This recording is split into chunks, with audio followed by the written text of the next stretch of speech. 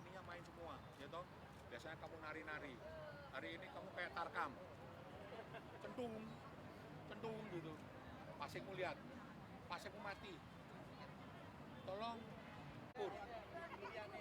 Besok kalau teman-temanmu yang Singapura, kakakmu datang, kamu tanya. Karena tahun depan kamu berangkat.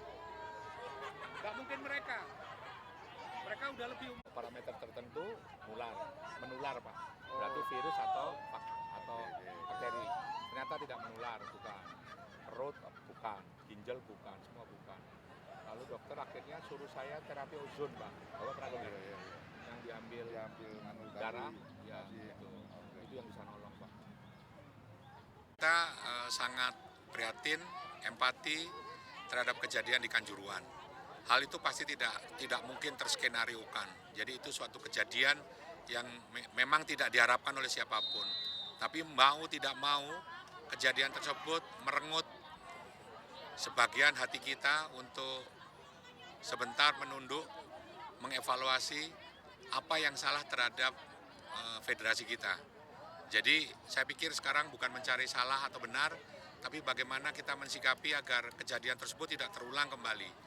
Karena di Indonesia biasa pada waktu saya dulu di Persija, ada meninggal satu, dihukum segini, harapan kita tidak terjadi. Malah sekarang bukan 153, 135. Jadi saya berharap kompetisi tetap berjalan, tapi juga rekomendasi dari tim-tim yang dibentuk pemerintah juga harus dipenuhin. Karena jangan sampai tim-tim bentukan pemerintah ini tidak ada giginya, tidak dihormati. Jadi saya pikir federasi harus melakukan evaluasi secara menyeluruh, juga harus mawas diri, harus berbesar hati untuk mendengar keinginan masyarakat. Jadi federasi ini sebenarnya untuk kepentingan masyarakat dan untuk kepentingan negara. Ending-endingnya adalah membentuk tim nasional yang membawa nama harum bangsa. Jadi sekaranglah dibutuhkan kebesaran hati seorang pemimpin, seorang leader untuk mensikapi. Lah mensikapi tergantung dari kebutuhan federasi. Kalau saya dilakukan kompetisi saat ini pun menurut saya riskan. Karena apa? Sistem keamanan yang diinginkan pemerintah pun belum terbentuk. Itu yang pertama. Tapi di sisi lain kita juga jangan melupakan insan bola juga butuh makan. Jadi ini pekerjaan yang sulit buat federasi, buat pemerintah. Bagaimana kompetisi jalan, tapi sistem keamanan juga sudah terbentuk. Jadi besok pada waktu kompetisi dijalankan ada aturan, ada regulasi mengenai keamanan supporter. Karena supporter itu sebenarnya merupakan sponsor terbesar dari sepak bola Indonesia. Jadi hanya orang bodoh yang tidak menghargai supporter. Karena supporter adalah sponsor cash terbesar di Indonesia. Jadi bayangin kalau umpamanya Arema kemarin 42.000, berapa miliar yang diterima oleh oleh Arema. Bayangin. Jadi sekarang sudah saatnya bagaimana insan bola Indonesia, federasi, polisi, pemerintah, klub itu menempatkan supporter pada tempat yang sebenarnya. Menurut saya, supporter merupakan aset yang harus dibina, diatur agar persepak bola Indonesia ke depan bertambah maju. Figur-figur di Indonesia ini banyak ya. Ada Erick Thohir, ada Aksanul Kossasih, ada Pak Dudung, ada Pak Dodi.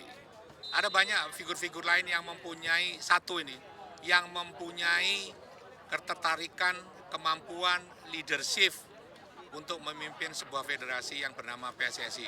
Menurut saya sangat banyak figur-figur yang memang patut untuk diadu, dipilih untuk kedepannya menjadi leader di Federasi Republik Indonesia.